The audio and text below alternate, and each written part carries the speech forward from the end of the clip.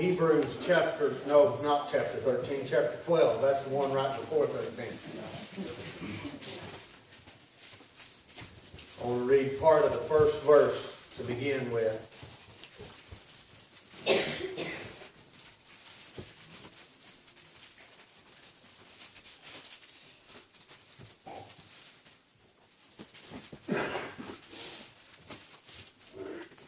It says, wherefore, seeing we also are compassed about with so great a cloud of witnesses.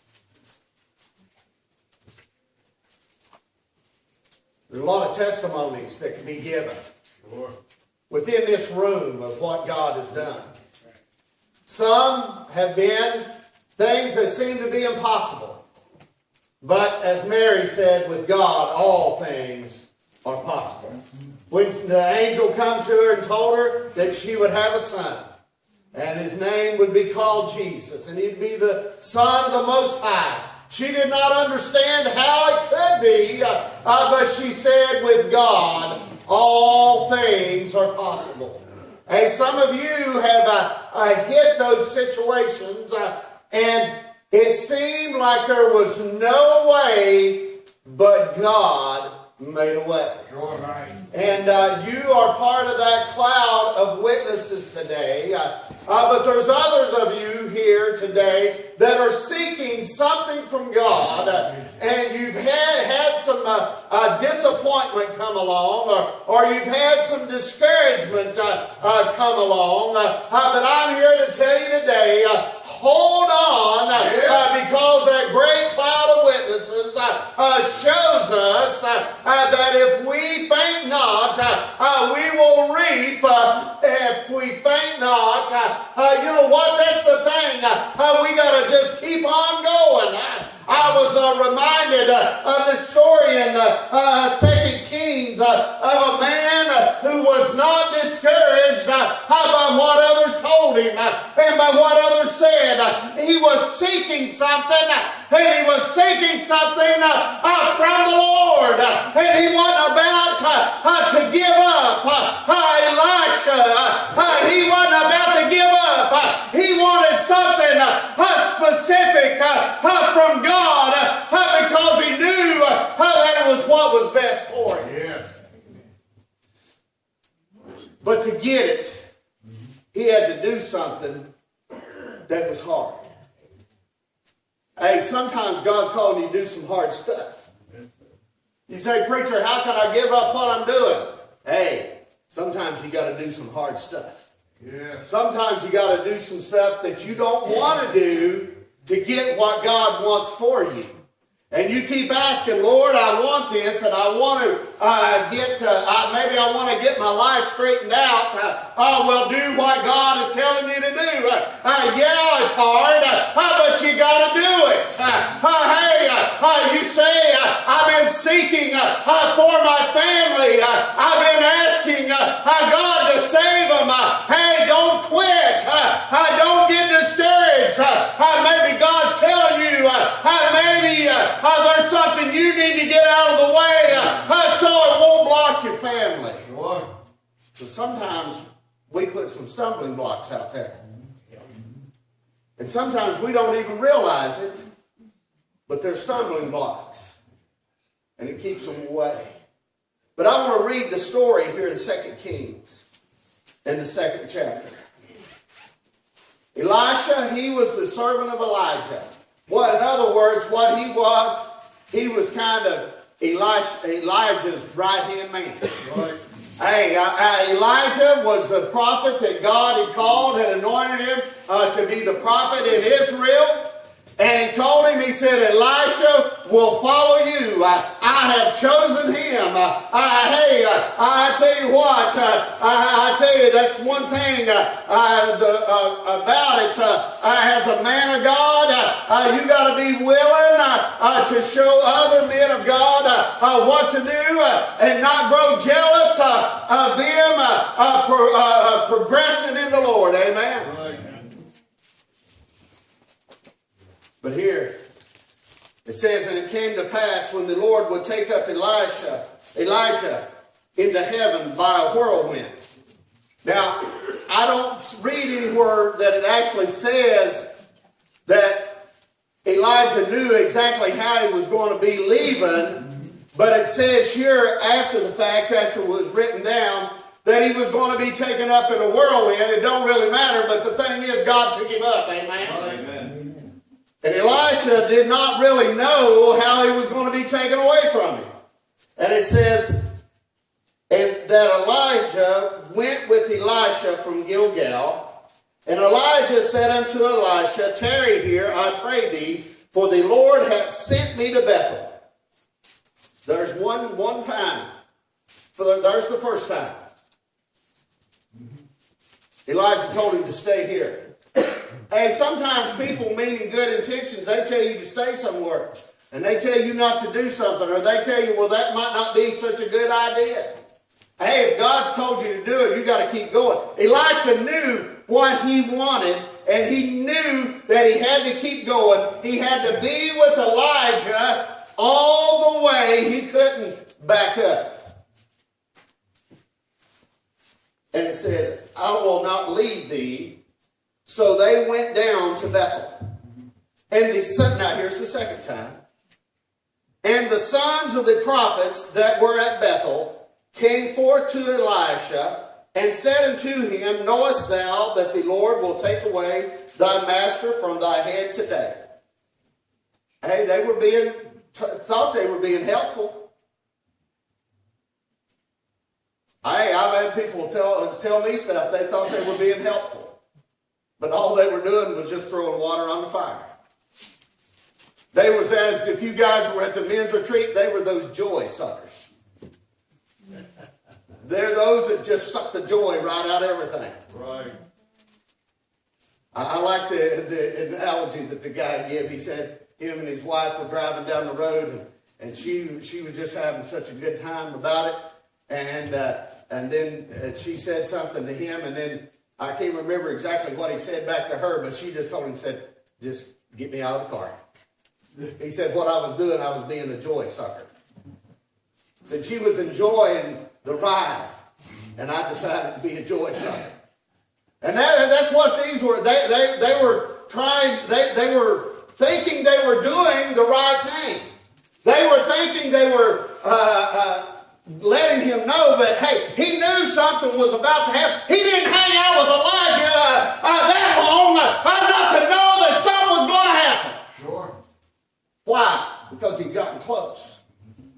He knew what was going to happen. Yes.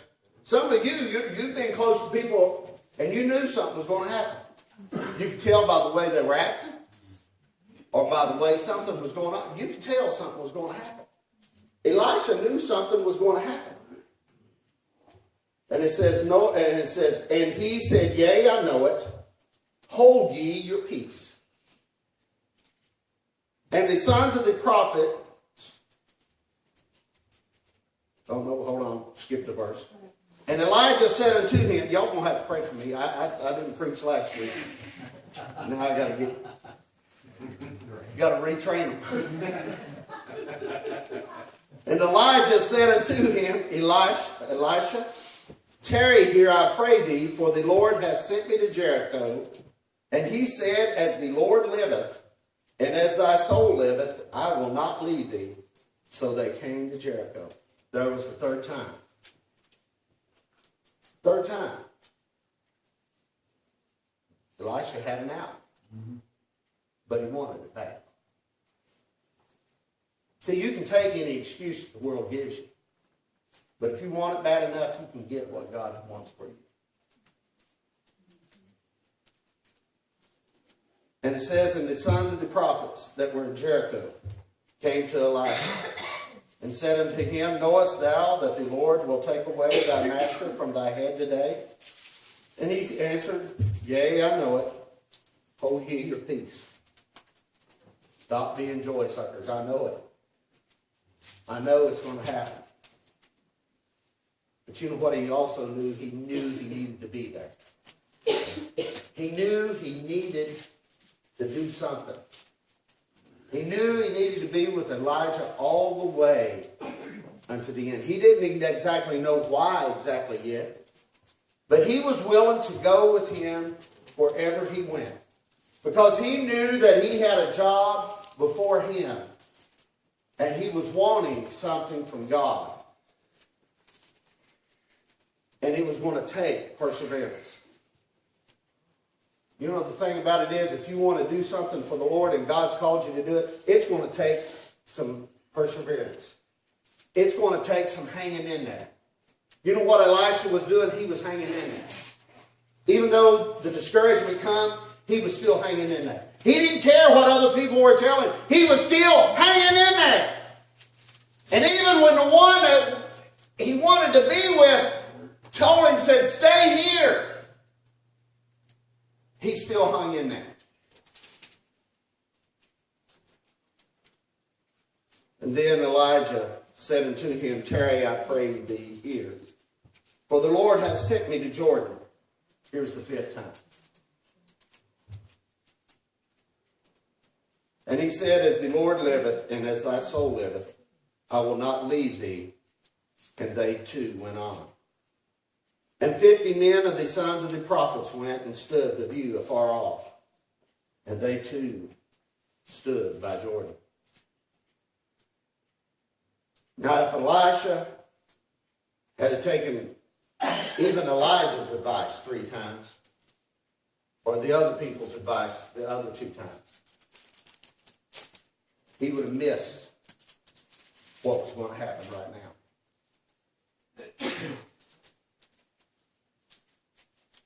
He was willing to hang in there.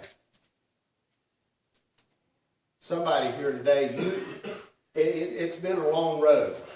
Amen. But just keep hanging in there. Keep hanging in there.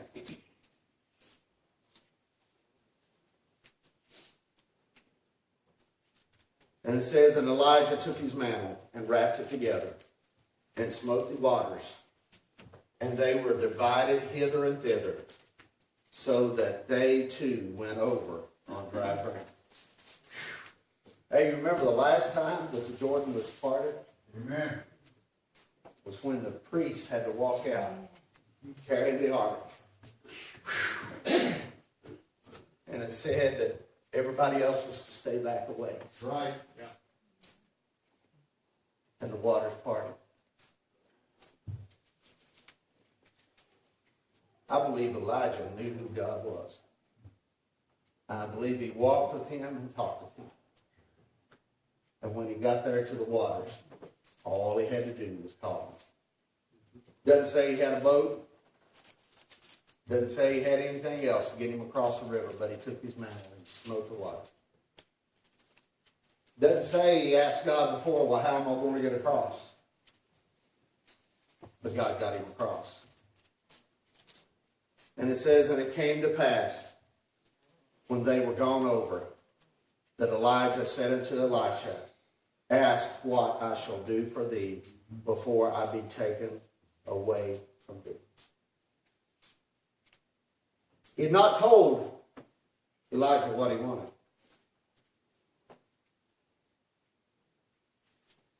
But he knew what he wanted.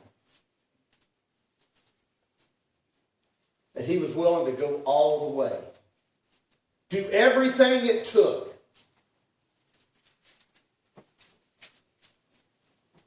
You want to see these people get saved? You willing to do everything it's going to take? Are you willing to go all the way to the Jordan and across the Jordan just to wait to see what God's going to do? Are you willing to go all the way? Listen to what happens. And Elisha said, I pray thee, let a double portion of thy spirit be upon me. He wanted double what Elijah had, and he knew the trouble that comes with what Elijah had. And he was asking for double the trouble. He was asking for double what Elijah had. And he knew that what was coming up, and what God was calling him to, he was going to need it. Listen to what it says. And he said, thou hast asked a hard thing. You know what maybe you're asking God? It's a hard thing.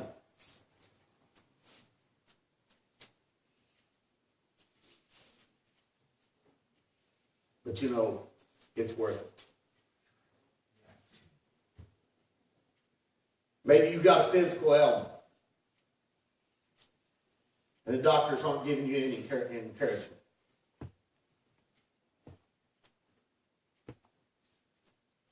But it's worth it.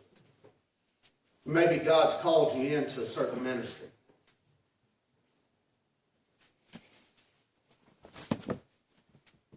It's hard, but it's worth it. And you know where you can draw courage from? Just what I talked about. Out of Hebrews, it said that great cloud of witnesses. Because sitting in among you are people who the doctors even give up on them and said there was no hope. And God moved. And they're with us today. Yes. Or maybe their children. It seemed like there was no way. And it seemed like that there was bad news that just came. But then we can see the witness and how God moved. And I noticed today a little girl bouncing all around in the sanctuary. Man. I remember the first time we heard about her. It was during one of our revivals. And she had a brain tumor. And they weren't giving her much hope. All the people prayed. Sure. They asked of God a hard thing. Yes. And we've seen a blessing today. Bouncing around in this sanctuary. Why? Because people asked for a hard thing and never gave up. Listen to what he says. Thou hast asked a large, hard thing. And I like that next word. Man. Nevertheless. Even though it's hard, nevertheless.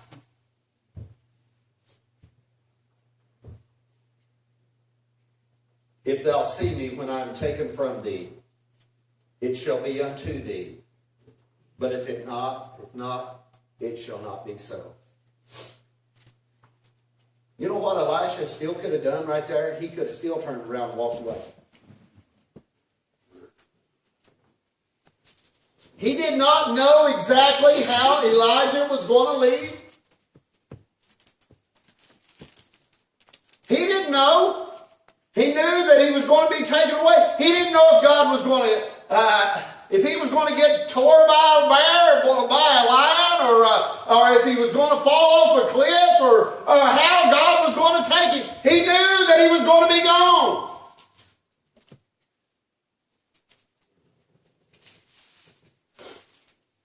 And it says, and it came to pass, as they still went on and talked, that behold, there appeared a chariot of fire and horses of fire, and parted them both asunder.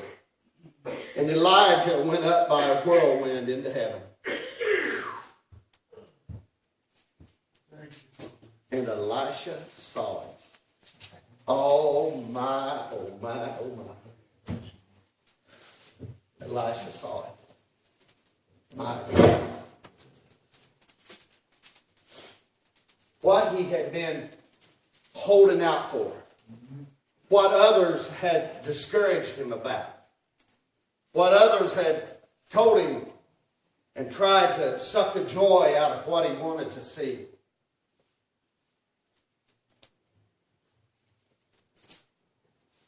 And Elisha saw it, and he cried, my Father, the chariot of Israel and the horsemen thereof. And he saw him no more. And he took hold of his own clothes and rent them in two pieces. And notice what he done. He took up also the mantle of Elijah that fell from him, and went back and stood by the bank of Jordan. He was getting ready. Yes. You know what? I believe he knew he had received what God had given, what had been promised him. He was about to get the evidence. And it says, and he took the mantle of Elijah that fell from him, and he smote the water. Yes. Now, you know there's 50 prophets, others over the hill watching, seeing what's going on. Yeah. Hey, Elijah had just split the waters, and they too had went across. Here was Elisha. He had received, he knew a double portion of what Elijah had, and he was willing to go do what God had called him to do. And he took that mantle, and he smote the water right there in front of God and everybody, for all of them to see. You know what the devil was probably trying to do? Yeah, you go smoke that water. All you're going to have is a wet mantle, boy. You ain't Elijah. You can't do what he done. He knew he wasn't Elijah. He was Elisha. And he knew what God had given him. And listen to what, yeah, he got the good stuff, didn't he, brother? Yeah. All right, yeah. Yeah.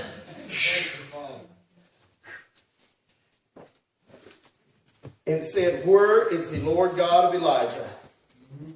And when he also had smitten the waters, they parted hither and thither. And Elisha went over. Amen. And it says, and when the sons of the prophets which were to view at Jericho saw him, they said, the spirit of Elijah doth rest on Elijah. And they came to meet him and bowed themselves to the ground before him. See, he had to go through some stuff to get what he was looking for. Amen. You're going to have to go through some stuff. Amen. And you're going to have some people tell you and give you some discouragement. But don't worry. As those of us that went to the retreat learned, and just joy suckers. Right. You've been waiting. And you've been praying.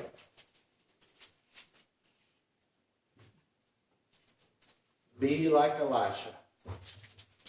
Go all the way. Yeah. Take it all the way to where God tells you to go. You know how Elisha knew he needed to be with Elijah? It's because God showed him that. There's some things that God has shown you. And it doesn't really matter what others think of it. It's God showing you. Somebody here this morning, God's showing you something. And he's saying, you need to come and you need to surrender it to me. And if you want to really be like Elisha, you need to come and do that today. And I believe if you do that, you'll get what God has for you. Why? Because by faith. That's how you receive it. By faith. Sure. If I'd have went with what some other people told me when I first started preaching, and over the first few years preaching, I had a lot of them tell me, I don't know if you're called, brother. Joy sucker. Well, brother, I didn't have a woman tell me, she said, you're a real good looking young man, but you can't preach where you live. Joy sucker. I don't know what she was trying to do, try to make me feel better at first and then lower the mood. Give me the good news first and then give me the bad news second. But see, I had to go through some things and I had to do some things. Yes. And I had to get to the point, like Elisha. He had to be at that specific time. What did it say? If he was there at that time, he would receive it. But if he was not, he would not get it.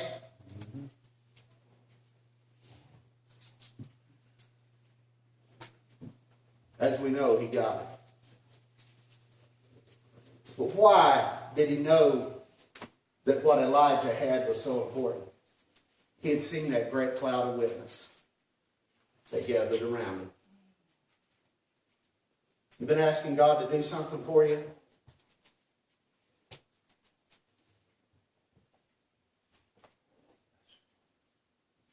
And I know when going into ministry, whatever it is within the church, I'm not just talking about preaching, okay? I'm talking about what God's called you to do. You'll have some that say, well, we did that once before. You'll have suckers.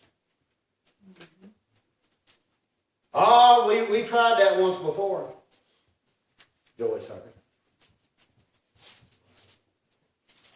But if you know what God's telling you, just step out and do it. Just be like Elisha. Sometimes you just have to look at him and say, yeah, I know it. I know it. That's what he had to tell some of them was, I know it. I know. I know. Hey, I had people, okay, what's this? This is going to be our 7th revival in March, isn't it? I had people tell me, preacher, you can't have revival more than 3 or 4 nights in a week.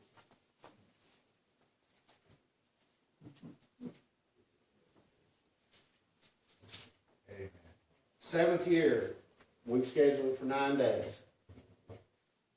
Some said, well, preacher, you should be dialing it back by now. Probably should have only scheduled it through Wednesday.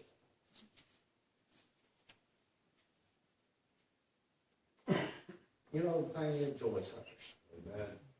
Because you know what we've seen at the revivals here?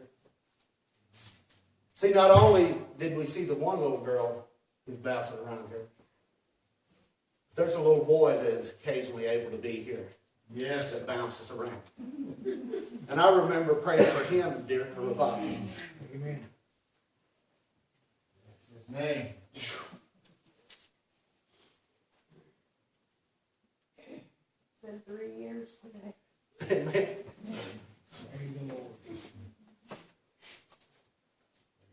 Amen. See, you want it. How bad you want it? Oh, Elisha, he wanted it bad. Yes. And he was willing to go all the way. Listen to what it says over in Hebrews 12. Wherefore, seeing we also are compassed about with so great a cloud of witness. There's some things we got to do, church. It says, let us lay aside every weight and the sin which doth so easily beset us. We got to put some things out. Occasionally, we got to deny ourselves. Amen. That's right. And says, and let us run with patience Yes. the race that is set before us. Elisha, he was patient. He did the hardest. Hey, Elijah, I got to go with you. Guys, I know. He just run that race with patience. And how do we do that? Looking unto Jesus, the author and the finisher of our faith. He wrote the book on it. And he finished it. Who, for the joy that was set before him, endured the cross. Now we look at that and we're like, how could that have been joy? He was beaten. He was mocked. He was nailed. to a cross. But he said it was joy that was set before him.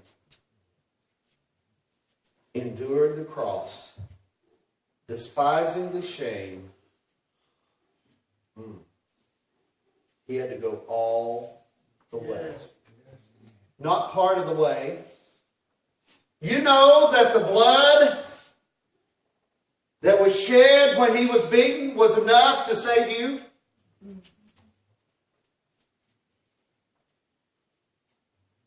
Why? Because it was his. It's the royal blood. But to be a proper sacrifice, he had to go all the way to the cross. As Elisha had to go all the way with Elijah, Jesus had to go all the way to the cross. And endure it all so that this could happen. And is sat down at the right hand of God, right hand of the throne of God. You know what he does there at the right hand? He makes intercession for you and me. That's the joy that was set before him. He had to go through something hard to get to the joy. Amen. Elisha had to go through something hard to get to the joy. You're going to have to go through something hard to get to the joy. But you know what? It's going to be worth it. Right. It's going to be worth it. What's that one song? It'll be worth it after all. I don't know how to sing that, but it will be, church. It'll be worth it after all. Mary, go ahead and come to the piano. John, get us a song. There's somebody here today, I don't know what it is you've been praying for, but you know. Somebody here, it's a physical ailment. Somebody here, it's the ministry that God has called you into in this church. You've become discouraged about it. And you need to hold on like Elisha. Right. And there's somebody here, your life is so messed up. And you've been searching and you've been searching and you're like, Lord, I want to get it right. Amen. Well, he's asking you today, how bad you want it? How bad do you want what I've got for you? Do you want it enough to come and turn it all over to him? That's what he's asking you to do. See, what did Elisha do? He put himself in God's hands.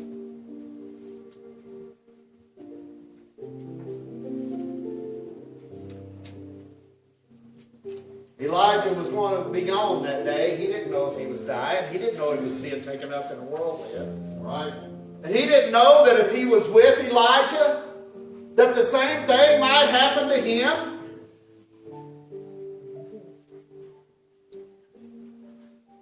What am I saying? Come to the author and the finisher of our faith. He's got it for you today. Physical healing for you or someone else. Spiritual healing for you or someone else. Or stepping out and saying, you know what, I know the discouragement and it's tried to come my way, but I'm tired of the joy suckers. I'm tired of the joy suckers pulling me down. I'm going to go on and do what God called me to do. Amen. I'm going to stand up and say, yes, Lord, I'm going to do it. I don't know how you're going to do it, but nevertheless, I want to do what you want me to do. Let us stand. The Savior is waiting to open your heart. Why don't you let him come in? You've been praying for somebody. I believe God is saying, come, pour it out here on this altar. You want to see it? Come and prove me right now. If I will not open the windows of heaven, pour out to you a blessing that cannot be contained.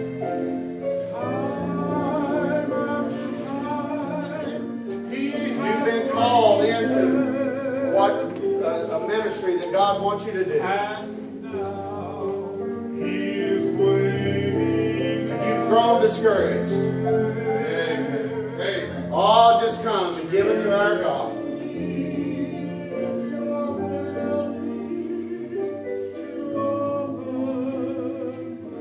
You've got a physical need. Something the doctors have told you